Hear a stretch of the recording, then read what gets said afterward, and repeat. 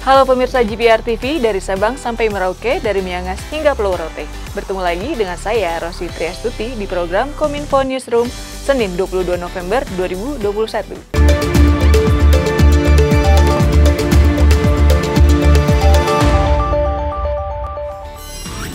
Pemirsa, mengawali berita pertama, Menko Marves Luhut Binsar Panjaitan mengaku bangga usai melihat ajang World Superbike di sirkuit Mandalika, Nusa Tenggara Barat.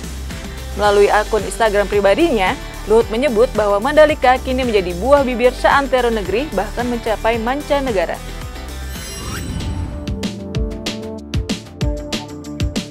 Ajang balap Superbike WSBK di sirkuit Mandalika, Lombok, Nusa Tenggara Barat telah berhasil dilaksanakan. Luhut Binsar Panjaitan selaku Menteri Koordinator Bidang Kemaritiman dan Investasi mengungkapkan kebahagiaannya karena dapat menyaksikan langsung WSBK di sirkuit Mandalika pada Minggu 21 November 2021.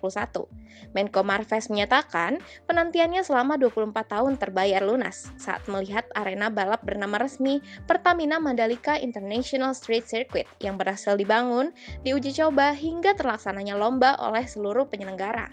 Menurutnya, untuk ke depan masih ada yang harus dikerjakan, yaitu terus mengakselerasi pertumbuhan ekonomi di wilayah Mandalika karena termasuk kawasan ekonomi khusus.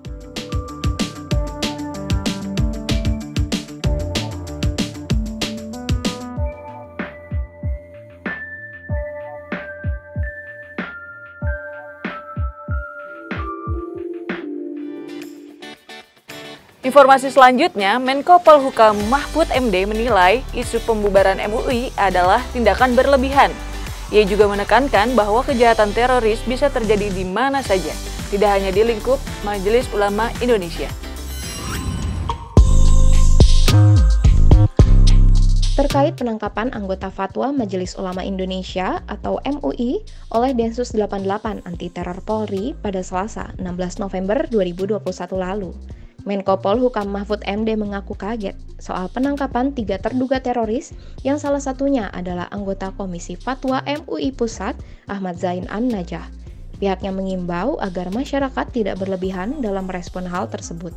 Bahkan hingga mengundang kontroversi harus sampai membubarkan MUI.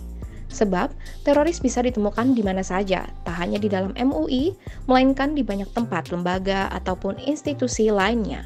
Justru kita menyelusup dan menelisik ke berbagai tempat, kan bukan hanya di MUI yang banyak begitu, di tempat lain juga banyak. Ya, orang-orang begitu tuh di mana-mana ada dan harus kita atasi bersama. Kalau sampai mau membubarkan MUI juga itu berlebihan, karena MUI itu merupakan wadah permusyawaratan antara ulama dan cendekiawan muslim di situ untuk membangun kehidupan yang lebih islami dengan memberi saran-saran dan pendapat kepada pemerintah. Pemirsa, dalam arahan kepada Direksi dan Komisaris PT Pertamina dan PLN Persero, Presiden Joko Widodo tegaskan untuk penggunaan energi fosil segera di-stop dan mendorong pemanfaatan kompor listrik dan mobil listrik semakin masif. Peralihan menuju energi yang lebih ramah lingkungan adalah salah satu upaya pemerintah dalam mengendalikan perubahan iklim. Dalam hal ini, Presiden RI Joko Widodo mendorong PT Pertamina dan PT PLN untuk segera menyiapkan perencanaan transisi energi dari energi fosil menjadi energi hijau. Langkah ini sebagai solusi terkait permasalahan kelebihan pasokan listrik di PLN serta besarnya impor minyak oleh Pertamina. Selain itu, Presiden juga mendorong agar pemanfaatan kompor listrik makin masif selain penggunaan mobil listrik. Goal besarnya adalah negara ini akan memperoleh keuntungan dalam bentuk neraca pembayaran kita yang sudah berpuluh-puluh tahun kita tidak bisa menyelesaikan karena problemnya impor minyak kita terlalu besar sekali. Dan itu mempengaruhi currency kita, mempengaruhi yang namanya kurs dolar kita. Karena setiap bulan Pertamina harus beli dolar di pasar dalam jumlah yang tidak kecil, besar sekali. Oleh sebab itu, kenapa kita ingin mendorong yang namanya mobil listrik dan kompor listrik. Tapi problemnya di situ ada. Nah, itu tugas Bapak, Ibu, Saudara-saudara sekalian untuk tahapannya seperti apa. Mana yang bisa cepat, mana yang harus tahun depan, mana yang harus tahun depannya lagi.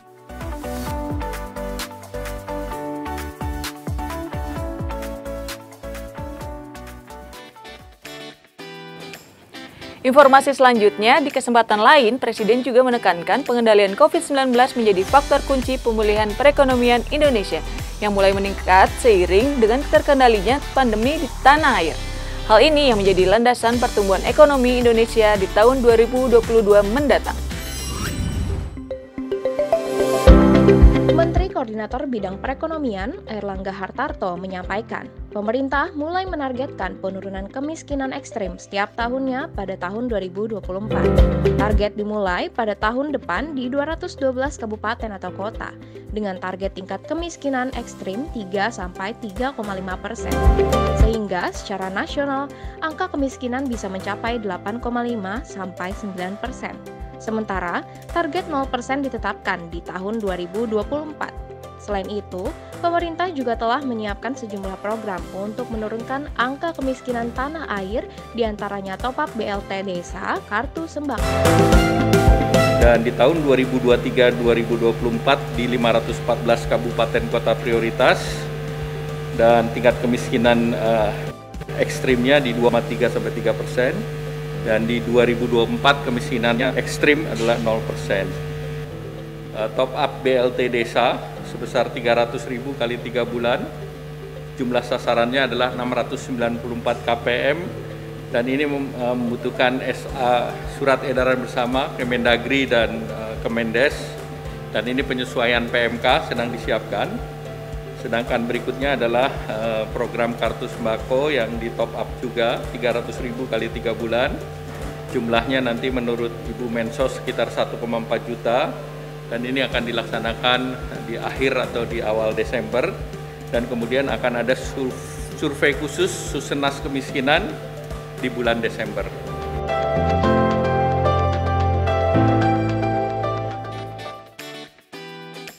Menutup informasi terakhir, sebagai upaya mengentaskan kemiskinan tanah air, pemerintah tengah menargetkan angka kemiskinan ekstrim di Indonesia mencapai 0% pada tahun 2024 mendatang. Hal ini disampaikan langsung oleh Menko Perekonomian Airlangga Hartarto usai rapat terbatas bersama Presiden Joko Widodo Kamis 18 November 2021. Presiden Republik Indonesia Joko Widodo berpendapat bahwa kunci dari pertumbuhan ekonomi di Indonesia pada tahun 2022 yaitu dengan mengendalikan pandemi COVID-19. Penting menurut saya kunci ekonomi di tahun 2022 hanya satu kuncinya. Kita bisa mengendalikan yang namanya COVID. Setelah mengalami puncak kasus COVID-19 pada pertengahan tahun lalu, saat ini situasi pandemi sudah mulai terkendali dengan kasus harian berkisar 300 hingga 500 kasus. Presiden menambahkan, terkait pembukaan berbagai aktivitas masyarakat harus dilakukan secara bertahap dengan memperhatikan perkembangan situasi pandemi COVID-19. Dengan demikian, Presiden terus mengingatkan kepada seluruh lapisan masyarakat untuk selalu berhati-hati dalam menghadapi pandemi COVID-19 sehingga tidak terjadi gelombang berikutnya. Itulah ragam informasi yang telah kami kemas untuk Anda. Dapatkan update berita pilihan setiap harinya di kanal GPR TV atau melalui sosial media gprtv.id. Saya Rosti Triastuti pamit, sampai jumpa.